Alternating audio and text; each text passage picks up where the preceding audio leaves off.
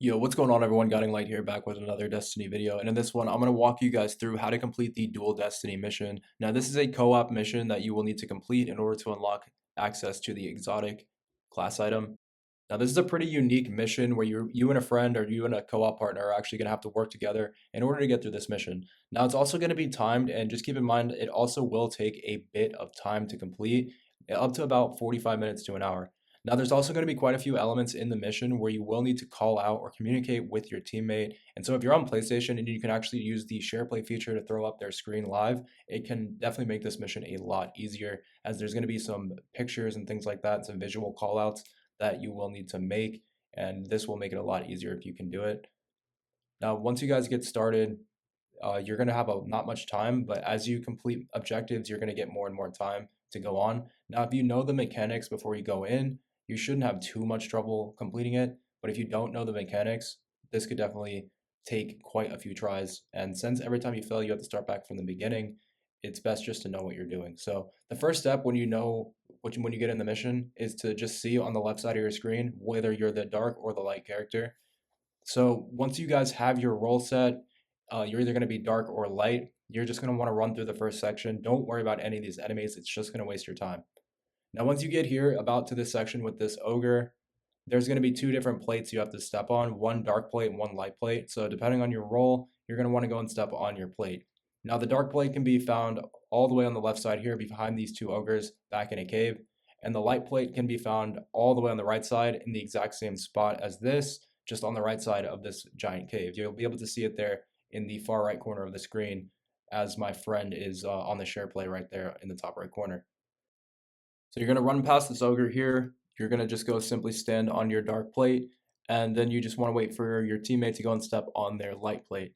Now, once you do this, it's going to open up the next section of the mission. For this, you're going to want to head deeper into this cave, back into this small doorway. Once you get through this doorway, there's going to be a bunch of enemies. You don't actually have to take them out though, and you want to go ahead and place down this rally banner. Now, each boss is going to have a pretty unique mechanic involving either the light or the dark, depending on your roles. Now, for this one, you're going to have to step again on these light and dark plates. You're going to stop the step on the dark plate is going to be on top. The light plate's going to be at the bottom. Now, for this, in order to complete this step, you're going to have to wait, and there's going to be these dark light shielded enemies, and there's going to be light shielded enemies. Only the person with the dark or light class can damage those enemies. So the dark one will spawn up top, the light one will spawn down bottom. And every time you kill one of these boss enemies, they're going to drop a mode of light. So as you can see, there's my dark shielded enemy that just spawned. The light shielded enemy spawns at the same time, but down bottom. They're going to drop a mode of light. And as soon as you pick it up, you'll see on the left side, motes of darkness, and you're going to see two small check boxes.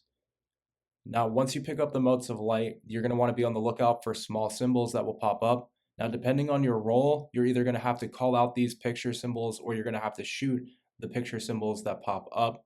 And I'll show you what I mean here in just a second once I kill this second boss. So now that the second boss is down, you can see it just spawns in here in this cave. We're going to go pick up his mote of light. Now pay attention to my friend's screen, because on the bottom there, you're going to notice that there's these two symbols that have spawned now down low on these podiums.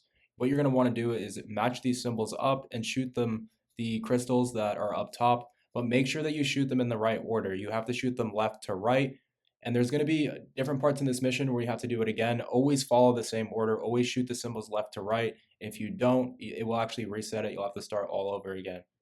So after you complete that, you're going to move into the next section. You're going to have to do the exact same thing, but this time the roles are going to be switched. So this time I'll be calling out the symbols to my friend and he's going to be shooting them. So the dark one's going to spawn on the right, the light one's going to spawn on the left.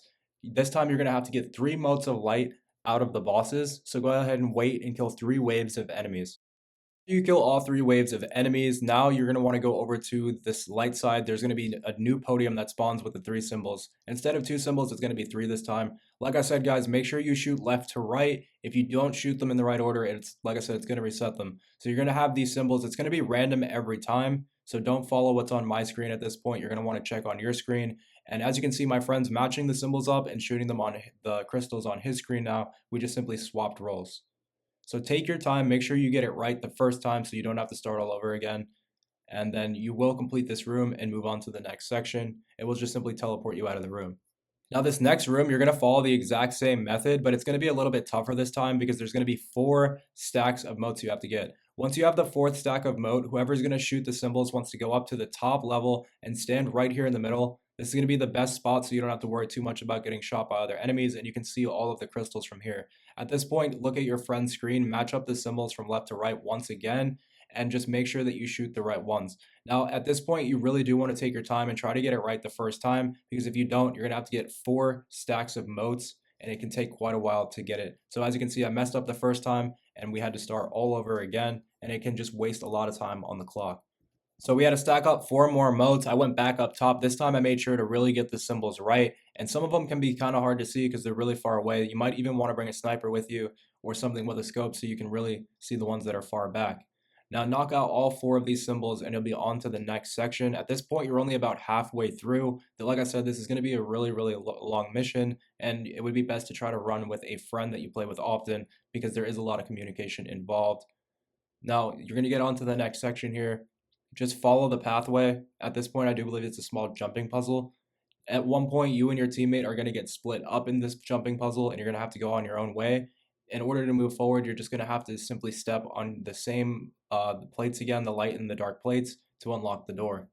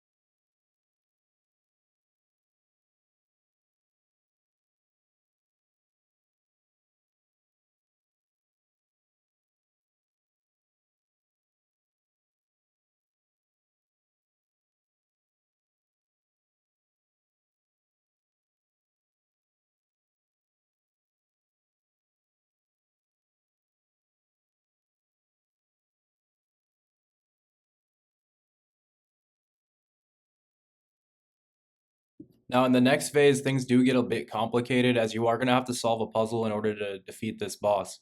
Now, you may notice there's a giant lit up symbol in the middle of the map. Now, but what you might not notice is that what's on your screen and what's on your teammate's screen are actually completely different. And that's how you're going to go ahead and solve this puzzle. Now, as you can see, you're actually able to shoot these crystals that are on in the middle of the map, but if you shoot the wrong ones, it's going to restart the boss. Now, you'll notice that every now and again, a big major boss spawns in the middle.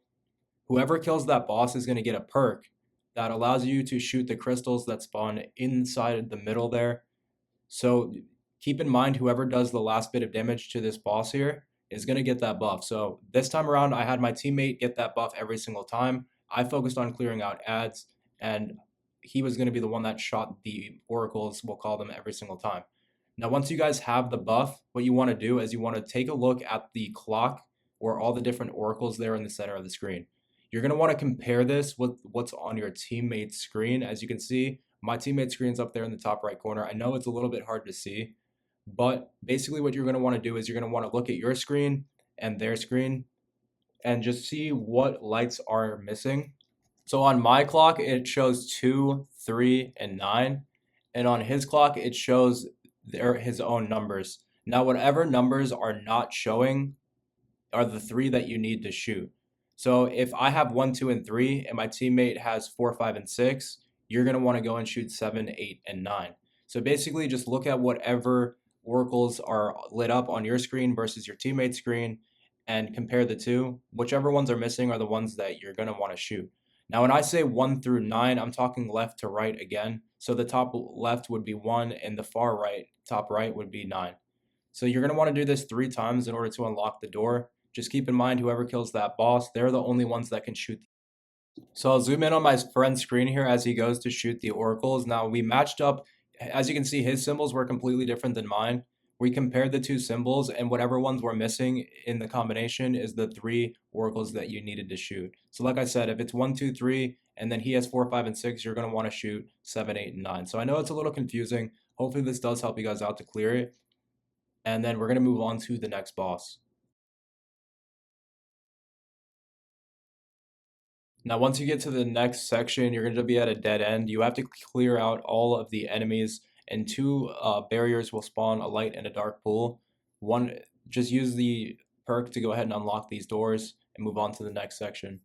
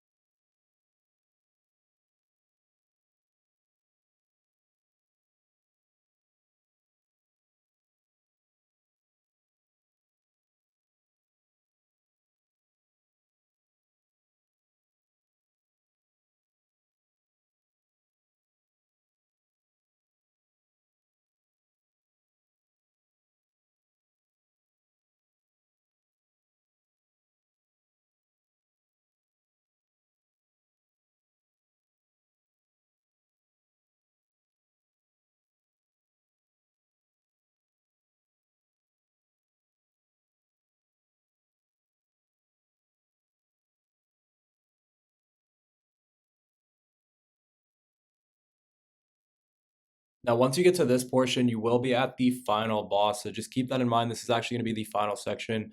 There's going to be a lot of steps involved with this boss, though, however, but I do think it's a little bit easier than the last section. Now, in order to get started, you're just going to want to clear out all of the enemies. Eventually, a light and dark enemies will spawn. You're going to want to go ahead and take those guys out. Now, at this point, there's going to be a bunch of symbols that spawn on both players' screens. You're going to want to find whatever symbols match, whatever symbols are showing on both players' screens, and you're going to want to go ahead and shoot that symbol. So go ahead and look around at all the different symbols, compare them with your teammate, and whatever symbols match, go ahead and shoot that symbol. On my friend's symbols, he saw a sun. Now on mine, I saw a bunch of different symbols, but on his, he only saw one symbol. He only saw the sun. So what you have to do is you have to find whatever one matches and then go ahead and shoot that one. It should unlock it, and you'll be able to move on to the next stage. Now you're going to have to do this 2 or 3 times. You're going to have to do it basically until the boss is about halfway down, and then the mechanics will switch for the second half of the fight. So just match up the symbols. You can see my friend running around there trying to figure out which symbols he has. The symbols are going to be located above the boss's head. And then you want to go ahead and run around and try to find the ones that match. Now, the first time around, there's only going to be one symbol. The second time, there's going to be two. And then I think the third time, there's actually going to be 3 symbols. So just make sure that you match up those symbols correctly and then run around and shoot them respectively.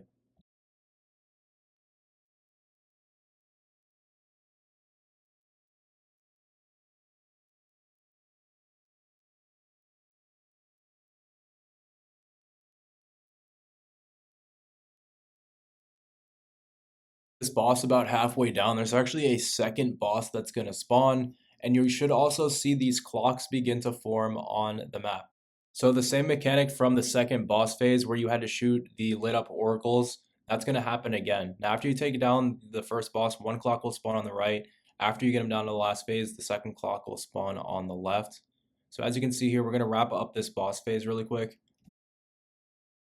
As soon as that boss phase ends, the second boss will spawn in, so you're going to have to go and start taking him down. Now, you should begin to see the clocks begin to spawn. Now, the side that we're on right now is for the dark character, and the other side is for the light character. This is going to matter later on down the road because you're going to have to shoot the oracles, and you have to be in the right spot. So the spot I'm on now is for dark, and the spot my friend's on, that's for light. Now, at this point, your roles will actually switch, and you're going to have to go and check on the symbol that's above the boss's head again and have your teammate shoot the matching symbol. So it's halfway through the fight, your roles will switch, and you just want to follow the same method, but have the other player shoot while the other person checks the symbol. You'll know this happens when the dark and light wizards begin to spawn in again. As you can see here, I take out the wizard, and then you'll see the symbols begin to spawn above the boss's head again, and then my teammate has to run around and shoot the matching symbols in order to move on to the next step.